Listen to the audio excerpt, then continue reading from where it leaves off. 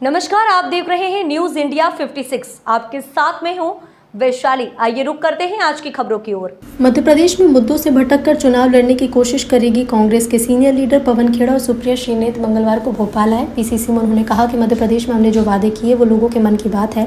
भारत जोड़ो यात्रा में संवाद के आधार पर है। 100 यूनिट बिजली माफ और हर महीने 1500 रुपये महिलाओं को दिए जाएंगे। 500 रुपये में सिलेंडर मिलेगा। प्रदेश में पुरानी पेंशन स्कीम लागू होगी। बीजेपी कर्नाटक की तरह मध्य प्रदेश में मुद्दों से भटककर चुनाव लड़ने की कोशिश करेगी। सुप्रिया श्रीनेत ने कहा कि जनता बेरोजगारी और महंगाई से बुरी तरह जूझ रही है। अभी तक एमपी में जो वादे हुए वो लोगों के मन की बात है। भारत जोड़ो यात्रा में संवाद के आधार पर है। ऐसा कोई वादा नहीं जिसे पूरा नहीं किया जा सके। हमने कर्नाटक, राजस्थान और अन्य राज्यों में करके दिखाया। न्यूज इंडिया 56 से संवाददाता समीर अहमद की खास रिपोर्ट। मेरे तमाम साथी शोभा ओझा जी, जिनको हम काफी सालों से संघर्ष करते हुए देखते आए, अपने पीयूष भाई और हमारे तमाम प्रवक्ता परिवार के लोग, भूपेन भाई, मध्य प्रदेश आने के वक्त जब भी आने की सोची जाती है, मध्य प्रदेश के जो प्रमुख मुद्दे हैं वो जहन में आते हैं। ये मेरी शायद तीसरी या चौथी प्रेस वार्ता है इस हॉल में। हर बार पिछले 18 साल जो मुद्दे शिवराज सिंह चौहान जी के पहले टर्म में थे, वही मुद्दे विकराल रूप लेकर इस टर्म में भी है। तो चोरी की सरकार है, ये तो सीना चोरी की सरकार है, कोई जीत कर आए हो ऐसी तो सरकार नहीं है, लेकिन मुद्दे वही। और कांग्रेस पार्टी विशेष तौर पे भारत जोड़ो यात्रा जब मध्य प्रदेश से गुजरी, काफी दिन में भारत जोड़ो यात्रा थी। भारत जोड़ो यात्रा में जो संवाद स्थापित किया हमारे नेता राहुल गांधी ने, अलग अलग वर्गों से समाज के जो मुद्दे उस यात्रा के दौरान निकल कर आए, उभर कर आए, भारतीय जनता पार्टी को हम चुनौती देते हैं। उनमें से किसी एक मुद्दे पर भी चुनाव लड़ने की अगर हिम्मत है तो चुनौती स्वीकार है। मुद्दों पर ये लोग चुनाव नहीं लड़ सकते।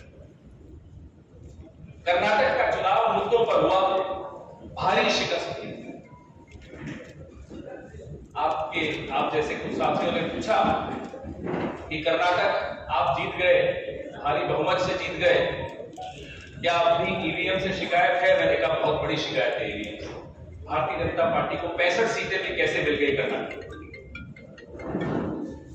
मुद्दों पर अगर कांग्रेस पार्टी जब जो मुद्दे उठाती है, मीडिया के साथ ही उन मुद्दों को प्रचारित करते हैं, उनमें से एक मुद्दे पर भारतीय जनता पार्टी खरी नहीं उतर सकती, खास तौर पर जहां शासन में है। वो व्यापक हो, नौजवानों की बेरोजगारी का आलम हो, महंगाई हो, गैस सिलेंडर हो, पेट्रोल डीजल हो, महिला सुरक्षा हो, स्वास्थ्य हो। राजनीति में हम लोग हैं तो इन्हीं मुद्दों के लिए काम करने के लिए आए। पत्रकारिता में आप लोग हैं तो इन्हीं मुद्दों। आप सबको मेरा नमस्कार और सम्मानित मंच का मैं हमेशा अभिवादन करती हूँ। जैसा कि पवन जी ने बताया, कर्नाटक की प्रचंड जीत के बाद मध्य प्रदेश, राजस्थान, छत्तीसगढ़, तेलंगाना और मिजोरम के चुनाव है इस साल, और फिर 2024 में जनरल इलेक्शन। कर्नाटक की जो प्रचंड जीत थी, मैं उस पर 2 मिनट इसलिए बोलना चाहती हूं क्योंकि कर्नाटक की जीत ने कुछ चीजें साफ कर दी हैं, और वो चीजें हैं कि जनता बिना संशय के राजनीतिज्ञों से, राजनीतिक पार्टियों से, प्रधानमंत्री से, विपक्ष से एक ही बात कह रही है। जनता कह रही है हमारे मुद्दों की बात करिएगा तो वोट देकर सरकार में बिठाएंगे, इधर उधर की बात करिएगा तो विपक्ष में बिठाने का काम हम करेंगे। कर्नाटक ने ये पूरी तरह से तय कर दिया, पूरी तरह से साबित कर दिया। कर्नाटक ने एक चीज और साबित करी है कि ये देश सब कुछ सहता है, लेकिन ये देश किसी का अहंकार नहीं सहता है।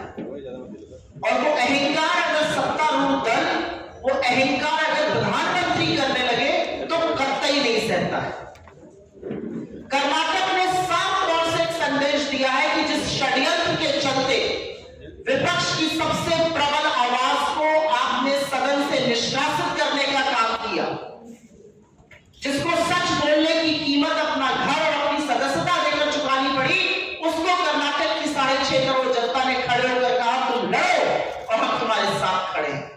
और ये संदेश देश भर में है, ये संदेश देश भर में जा रहा है। आज सुबह हम लोग आ रहे थे यहाँ पर और मैंने देखा कि राज्य प्रदेश ने एक बहुत बड़ा संदेश हमें भारत जोड़ो यात्रा के दौरान दिया था।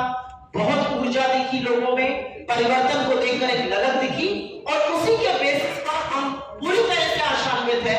इस खबर में फिलहाल इतना ही। आगे की तमाम अपडेट्स जानने के लिए जुड़े रहें न्यूज़ इंडिया 56 के साथ। नमस्कार।